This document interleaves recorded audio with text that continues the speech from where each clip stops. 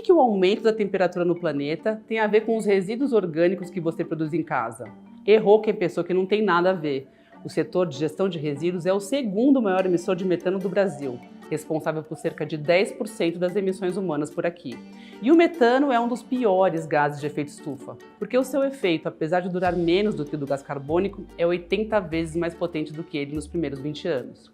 E como são justamente os resíduos orgânicos, restos de alimentos e plantas, aqueles que mais emitem esse gás quando entram em decomposição e aterros e lixões, está aí o elo entre o descarte doméstico de orgânicos e o aumento da temperatura que a gente tem visto no planeta. Mas tem solução, e eu vou mostrar que ela é mais simples do que parece, mas envolve mudanças de hábito e infraestrutura para coleta e compostagem. Imagens de um aterro e lixo acumulado no chão. Em casa, uma mulher joga cascas de banana no lixo. Imagem aérea de uma pessoa com um cesto nas costas, revirando uma montanha de lixo. Fernanda Mena é branca, tem cabelo castanho com franja e veste uma camisa clara com detalhes em bege. Vinheta Além do Lixo. A primeira informação importante aqui é que os orgânicos correspondem a quase 50% do total de resíduos sólidos urbanos no Brasil, ou seja, quase metade dos 80 milhões de toneladas de lixo gerados por ano no país são restos de alimentos e podas de jardinagem. Essa proporção varia de um país para o outro. Na Europa e nos Estados Unidos, por exemplo, orgânicos correspondem em média a 1/3 dos resíduos. Já na Índia e na Nicarágua, 2/3. Isso porque essa produção varia também de acordo com a renda.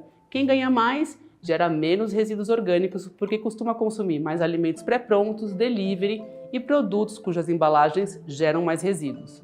No Brasil, calcula-se que quase 40% dos resíduos orgânicos alimentares sejam produzidos por causa de desperdício, ou seja, uma fruta que estragou, aquele feijão que ficou esquecido na geladeira ou outro alimento que perdeu o prazo de validade vai para o lixo. Isso num país que tem gente com fome. Por isso, o consumo consciente de alimentos é tão importante. Uma vez gerados, os resíduos orgânicos precisam ser separados dos outros para que sejam reciclados. O certo mesmo é a separação doméstica em 3 frações, uma para os orgânicos, outra para os recicláveis secos, como papelão, plástico, papel e vidro, e outra para o rejeito, fraldas, guardanapos e papel higiênico usado. Só o rejeito devia ir para o aterro. O aterro compacta e aterra resíduos, o que reduz a presença de ar no processo de decomposição da matéria orgânica. Sem oxigênio, a digestão feita por bichinhos e bactérias presentes no solo libera metano, que escapa para a atmosfera, salvo nos casos em que ele é parcialmente capturado para a produção de biogás e biocombustível.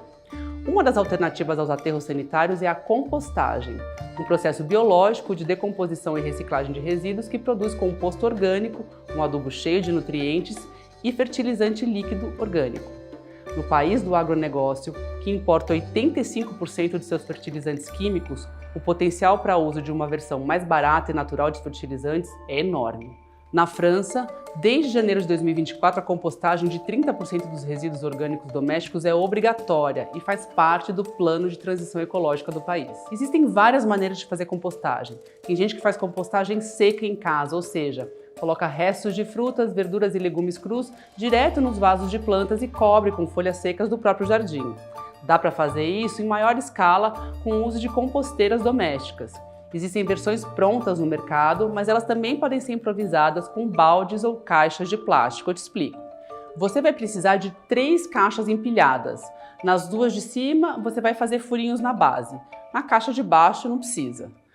As 2 de cima, você coloca serragem ou folhas secas. E a que fica no alto e precisa ser coberta para não atrair insetos, você coloca restos de frutas e legumes, talos de verduras, cascas de ovos e borra de café em camadas alternadas com a serragem ou as folhas. Quando ela encher, é só trocar com a caixa do meio e continuar o processo. A decomposição dos resíduos na caixa do meio vai gerar o composto orgânico, enquanto o fertilizante líquido produzido no processo é coletado pela caixa de baixo. Você pode usar os 2 no seu jardim ou dar de presente para quem tem planta em casa. Também existem cada vez mais iniciativas comunitárias e colaborativas de compostagem, em praças e parques de várias cidades do país. E para quem pode pagar, já tem empresas que oferecem esse serviço. Elas entregam na sua casa um recipiente limpo para a coleta dos orgânicos e depois retiram ele cheio e levam para pátios de compostagem. São soluções individuais ou de pequeno porte, na ausência de serviços públicos de larga escala. Hoje existem sistemas específicos para esse tipo de resíduo em países como Itália, Chile e Filipinas. No Brasil, Florianópolis começou a estruturar o seu e já faz a compostagem de 10% dos seus resíduos orgânicos. Uma mulher monta uma composteira. Fotos de homens jogando lixo orgânico em um terreno. Créditos na tela. Audiodescrição Melina Cardoso. Revisão Felipe Oliveira. Edição de acessibilidade Gabriel Moreno.